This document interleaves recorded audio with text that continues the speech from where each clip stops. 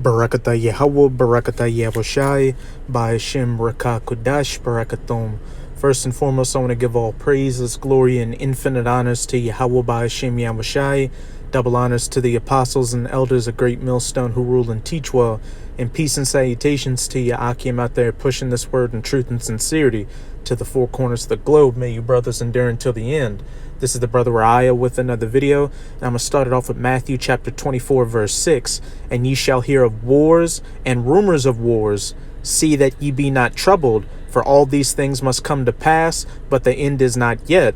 And we're definitely hearing the rumors of wars right now, especially with all this animosity between those gutter rats over in Israel against Iran, the U.S. against Iran, the U.S. against Russia, China against the U.S., what have you. But it's all going to culminate in an actual war, a nuclear-armed World War III, because as it says in Revelation chapter 9, verse 12, one woe or destruction is past, speaking of World War I, and behold, there come two woes more hereafter, World War II and the aforementioned World War III. And you can see all the signs out there if you're keeping your eyes in the news and in these scriptures. And I got an example of that with this article from endoftheamericandream.com titled, Something's Up. American and Russian leaders are suddenly pulled into emergency meetings as war rumors escalate. Wars and rumors of wars. One woe is past, and behold, two woes more come hereafter. No matter what you hear in the news, whether it be peace treaties or talks or anything like that, these prophecies will come to their fulfillment, and there will be that great war against all these major powers. Why are top officials in both the United States and Russia suddenly being pulled into emergency meetings? At this moment, rumors are flying all over the internet, and we have very little solid information about what is really going on. In this article, I will share what we know so far, but as we learn more, the picture will inevitably become a lot clearer. And if you have an understanding of these scriptures, you know what's going on. You know where all the signs are pointing to. On Tuesday, President Trump didn't have any public events scheduled, and that was a bit strange, but Vice President Mike Pence was supposed to appear at an event in New Hampshire. Unfortunately, the trip was suddenly canceled after Pence had already boarded the plane, and Pence was ordered to return to the White House. In the immediate aftermath of his abrupt cancellation of an event in New Hampshire, the reason for Vice President Mike Pence's reversals are still unknown. The White House has stayed mum on why Pence was called back to the White House, declining to elaborate at all on the reason for the change of plans. I cannot recall the last time something like this happened. According to a top Pence aide, we will know the reason why the trip was canceled in a few weeks. What in the world does that mean, and why did President Trump need to meet with Mike Pence so urgently? Meanwhile, Russian President Vladimir Putin called an urgent meeting with his top military officials on Tuesday. Vladimir Putin today called an urgent meeting with defense chiefs hours after 14 sailors died in a mystery submarine blast. The Russian leader canceled his schedule for a meeting with his defense minister Sergei Shoigu. If the story about a mystery submarine blast is accurate, then this sudden gathering makes sense. Here's more about this incident from Time magazine. Fire broke out on one of the Russian Navy's deep-sea research submersibles, and toxic fumes from the blaze killed 14 sailors aboard, Russia's defense ministry said Tuesday, although it released few details about the disaster or the vessel involved. The defense ministry did not say how many sailors were aboard the vessel during Monday's fire, whether there were any survivors or if it was submerged at the time, but Russian media reported it was the country's most secret submersible, a nuclear-powered vessel designed for sensitive missions at great depths. But could it be possible that there is something additional that we aren't being told? This is where it gets very strange. Debka is claiming that their military sources are reporting that there is a confrontation between a U.S. submarine and a Russian submarine, and that it resulted in the U.S. submarine being hit by a torpedo. Rumors of war. First reports reaching Debka Files military sources say that a U.S. submarine intercepted a Russian nuclear sub in American waters opposite Alaska. The Russian sub escorting the nuclear submarine responded with a Balkan 2000 torpedo and scuttled the U.S. vessel. Urgent consultations in both the White House and the Kremlin were taking place on Tuesday night. U.S. Vice President Mike Pence called off an appearance in New Hampshire after being recalled to Washington for a conference called by President Donald Trump without explanation. Russian President Vladimir Putin canceled an engagement and headed for the Kremlin to confer with Defense Minister Sergei Shoigu and military chiefs after learning that 14 submariners died in a fire that broke out on a nuclear-powered experimental submarine in Russian waters. This account carried in Russian media varies in most respects from the first reports reaching this site and may refer to a separate incident.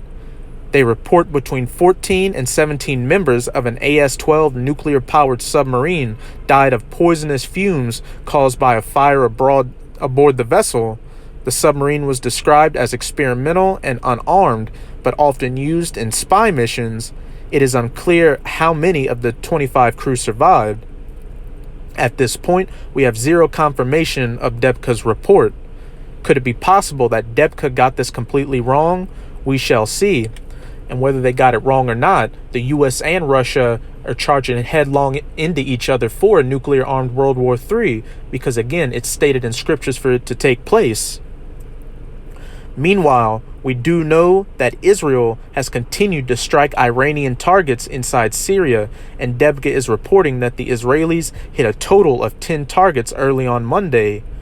One of Israel's largest attacks is reported by Syrian sources to have swept across 10 targets across the country early Monday, July 1st. They included Damascus Mesa Military Airport, Iranian and Hezbollah military facilities at Al-Kiswa, south of Damascus, the base of the Syrian 1st Division, the Syrian Military Research Institute at Jumriya, military facilities at Sinaya, and a chain of Hezbollah bases in the Kalmun Mounts straddling the Syrian-Lebanese frontier, as well as bases in the Homs district. The attacks were said to have been conducted by Israeli jets from Lebanese airspace and naval vessels. Syrian sources reported that 4 people were killed in the attack, and its air defense systems intercepted some of the incoming Israeli missiles. They described powerful explosions and huge fires at Iranian Revolutionary Guards and Hezbollah bases in the Kalamun Mounts and ambulances streaming to the scene. There have been persistent rumors that the U.S. and Israel are both moving toward taking military action against Iran's nuclear program, and at this point, it appears that even the Europeans are losing patience. That little paragraph right there was full of prophecy, because as it states in Jeremiah 49 verse 20, the least of the flock shall draw them out, the least of the flock being those imposter Amalekite Edomites in the land of Israel, provoking a war with Iran, which will drag in the United States, which is biblically known as Babylon the Great. And once that happens, it's going to drag all these other nations down into the Valley of Jehoshaphat, or that Middle Eastern region, for that Battle of Armageddon. Russia, China, Turkey, Saudi Arabia, you name it. Let's get into some scriptures. Oh wait, I almost forgot. This article right here goes to show that these Russians aren't playing around, and it's on Radio Free Europe / Radio Liberty, and it's titled "Putin Signs Law Suspending Russia's Participation in INF Treaty," and that was a treaty to limit the use of nuclear-capable weapons. Russian President Vladimir Putin has signed legislation that suspends the country's participation in the Cold War era Intermediate Range Nuclear Forces INF treaty between Moscow and Washington. As it says in Proverbs, I believe it's 21 verse 1, the king's heart or mind is in the hand of the Most High. The Most High is putting the spirit on all these different heathen leaders to gear up towards that nuclear war. The law, which was backed by Parliament last month, was published on the government portal for legal information on July 3rd. In February, the United States suspended its participation in the 1987 INF Treaty, with Washington and its allies accusing Russia of deploying a missile system that violates the pact. Got a little image right here. Russia, which denies the allegation, later followed suit. And if you read into this in the past, the U.S. wanted Russia to allow them to look at the schematics for their new weapons, for their new missile technology, which clearly you wouldn't do. The U.S. wouldn't do it. They wouldn't let their main enemies look at their weapons technology. Just complete madness. But yet they'll blame Russia for everything to make them seem like the aggressor. Moscow accuses the United States of breaking the accord itself, a claim rejected by Washington. The INF Treaty was the first of its kind to eliminate an entire class of missiles. It banned the United States and Russia from developing, producing, and deploying ground-launched cruise or ballistic missiles with ranges of between 500 and 5,500 kilometers, but no more. This is Jeremiah 50, verse 9. For lo, I will raise and cause to come up against Babylon, which again is the United States of America, an assembly of great nations from the north country, that north country being Russia, which is also biblically known as Gog, as well as the Medes. And that assembly of great nations includes Russia's allies such as China, Iran, and eventually Turkey, as well as the allies of the U.S., which will turn against it and join Russia and those other nations to shoot their nuclear missiles onto the United States, such as Germany, France, Britain, Japan, South Korea, what have you. And they shall set themselves in array against her. From thence she shall be taken. Their arrows shall be as of a mighty expert man. None shall return in vain. And those arrows are symbolically referring to those nuclear-tipped ICBMs, because what you have to remember is that when the prophets saw these visions thousands of years ago, they didn't know what a nuclear missile was, so they described it the best way they could with what they knew back then, weapons of war. And when you look at a nuclear missile, or just a missile in general, what does it look like? An arrow. This is Isaiah 13. I'm going to read verse 17 through 20. Behold, I will stir up the Medes against them.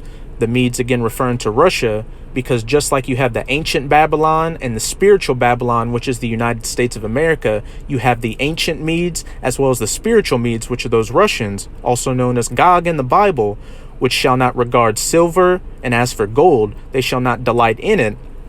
These Russians very shortly aren't going to care about treaties or peace talks or anything like that. As we just read, Putin suspended Russia's commitment to the INF Treaty, which allows them to use those nuclear missiles again. Verse 18, their bows also shall dash the young men to pieces, and they shall have no pity on the fruit of the womb. Their eyes shall not spare children, and their bows which shall dash the young men to pieces is also again referring to those nuclear missiles, more specifically the launchers for those nuclear missiles. Verse 19, and Babylon, the United States of America, the glory of kingdoms, the beauty of the Chaldees' excellency, shall be as when the Most High overthrew Sodom and Gomorrah. And how did the Most High overthrow ancient Sodom and Gomorrah?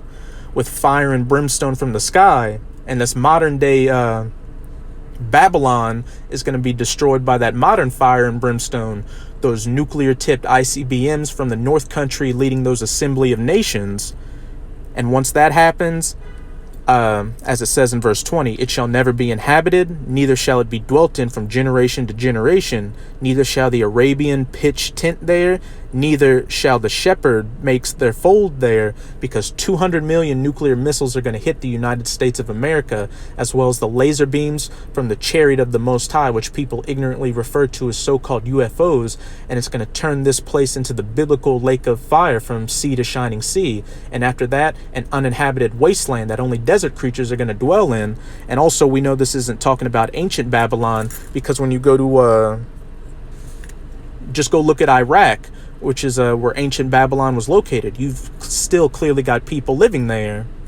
So as you brothers can see, with each passing day, we're getting closer and closer to all hell breaking loose. These rumors of war are eventually going to turn into real wars. So now more than ever, you should have all 10 toes down in this truth and be fully assured in your faith in Yahweh Ba'Hashem Yahushai, so you'll have that protective hedge over you during these coming terrible times of Jacob's trouble.